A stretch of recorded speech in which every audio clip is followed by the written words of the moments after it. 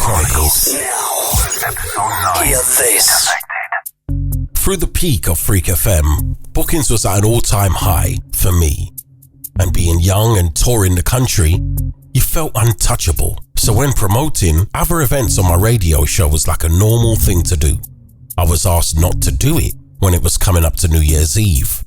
Freaking You was the only event that you're allowed to promote, they told me. Long story short. I opposed this. My thoughts at the time was, the adverts were playing the said events anyway. But it ended up with me sticking two fingers up at the network and walking off of the platform. I've mentioned this before in a previous episode. Anyway, I was good friends with another local North London pirate legend, Badger B, who had already parted ways from the Freek FM management team. I had another plan. We had to have a contingency. With me leaving Freek, I needed another platform to rise. So we joined forces. Meeting with Badger and another member of the scene, Zed, we decided to start our own station to rival Freek. Well, that was the plan anyway. Zed wanted to stay undercover as he was moonlighting with Freek still. We wanted a powerful name to overthrow the king, Freek FM. So, having a meeting at Badger's, we decided we wanted a powerful underground name for the station. Badger suggested Sub for Subway, Sub for Underground, Subway, Underground. But that wouldn't work. We added, what about Sub-Low for like deep underground? That would be a bit dark. So we added the word jamming, sub-jamming. Yeah, sub-jamming on the one, because we would be sub-jamming, yeah? But that didn't roll off of the tongue. So we shortened it and it became Sub-Jam, Sub-Jam. Yeah, that would work. Badger, being a radio engineer with full knowledge of the best aerial sites in North London, said, I've got a perfect aerial site. let's go. We was gassed. So we was like, okay, where is it? He said it's just down the road in Hornsey. Sussex Court, aka the Banana Block, which oversees the whole of London. Let's go and scope it out. Zed and I was a bit more apprehensive, but Badger was ruthless. So we made our way to the block regardless. We was on foot. Once we got there, Badger pulled out this famous set of keys that any self-respected pirate radio engineer should have. The keys to any block in London. Opening the front doors, we got in there. Then we got to the lift. Destination, top floor. Once up there, he began to open the shaft door that gained access to the rooftop.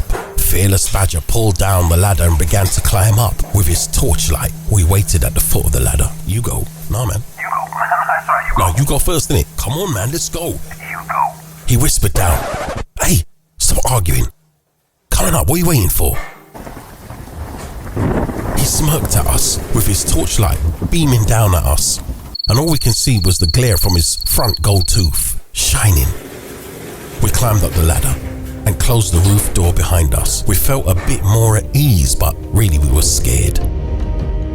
Once out on the rooftop, maneuvering around the lift shaft area, we started our recce as to where we're gonna put the rig.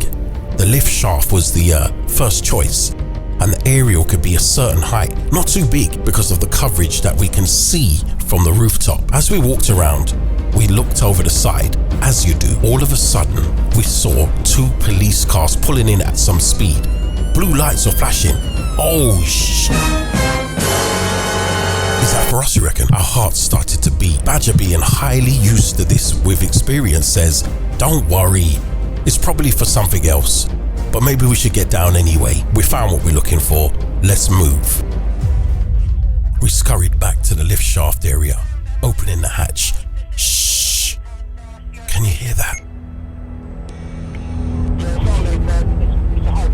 Zed and I immediately flattened ourselves to the wall, like something out of Mission Impossible. And Badger started to close the hatch ever so quietly when we heard, This is the police. Whoever is up there, would you get down now? we was bricking it, almost hyperventilating, whilst Badger was calm as ever and opened the hatch, fully peering down at the fence, and said, I'm up here, I'm coming down, hold up, like it was nothing. We stayed frozen to the outer wall of the lift shaft like glue. As Badger started climbing down, the police said, "Now, is there anyone else up there with you?" He immediately replied, "Nah, it's just me." They said, "We have reports of 3 IC3 males going up to the rooftop." "Nah, it's just me." We didn't want to breathe, nor make a sound. And we heard, "So, what you doing up there then?" He replied with the utmost confidence, "I was just up there, looking for a space to put my radio station." What? Then we heard another policeman start climbing up the ladder. Oh my God. My man looked like he was gonna cry. Me too. My heart was beating so fast. We'd never been in this position before. It was inevitable. He was bound to find us. He popped his head through the hatch, flashing his torch to the left, and then once he turned around to the right, he saw our faces. "Oh," he said, looking back down at Badger. "I thought you said you was on your own. Do you want to step down, lads?" We just nodded. Okay. Like we was coming anyway. It was bound to happen. We both got down off the ladder and shaking in our boots, because like I said, this has never happened to us before. We've never been caught up on the roof. They asked, "Right, gents, what's your name and addresses?" I said a made-up name and address off the top of my head, and so did my man. But when it was Badger's turn to answer, he said, "What you want my name for?" I told you what we was doing. We was up there looking for a site for a radio station, and we haven't got any equipment on us, so no harm done, we'll just piss off. The police said, "Well, you're trespassing for one. And how did you get up there?" He replied, again with great confidence, "I'm not giving you my name, and the doors were already open, so just let us go and stop wasting my time." We remained silent. My heartbeat overtook my heavy panting. Jesus. As I gulped loudly for the second time. To me, this was it. We was all going to jail. That was it. The iron curtain. Everything was about to fall down on us. The police asked again, "If you don't give me your name, you're nicked." "Okay, my name is Badger." "Badger?" they replied. "What's your real name, sir?" "That's what they call me, so that's what I'm telling you. It's Badger. That's my real name." "Right, that's it. You're coming with us."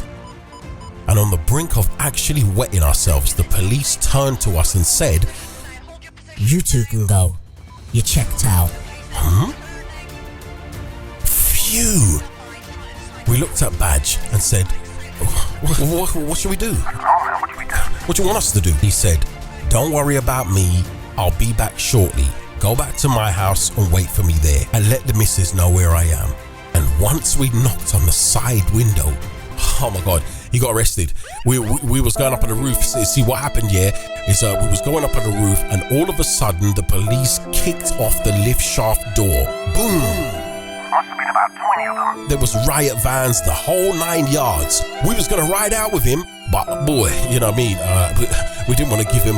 We didn't want to give our names, so we was like stronging it out. And then Badger didn't want to give his name, of course. But when he did give his name, he said his name was Badger. Then they started to beat us up and all kind of things. We got away, but Badger was caught.